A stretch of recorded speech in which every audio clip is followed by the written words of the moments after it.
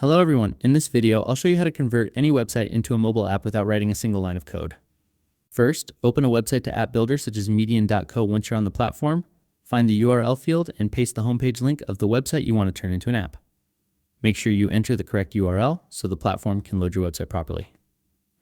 After that, enter the name you want for your app and click the Start Building My App button. It will start building your app. This might take some time, so let it complete. After it's done, you can customize the appearance of your app. Upload a custom app icon that users will see on their home screens after installing the app. Then create a splash screen, which is the screen displayed while the app is loading. You can also choose your brand colors for menus, navigation bars, and other interface elements to match your website style. Most website to app builders include a live preview or emulator. Use this feature to see how your app will look on different mobile devices. Review the design carefully and make any adjustments if needed. Once you're happy with the appearance, generate the installation files for mobile platforms.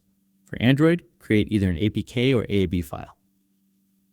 These are the formats required to publish or install apps on Android devices. If you also want an iPhone version, generate the iOS build.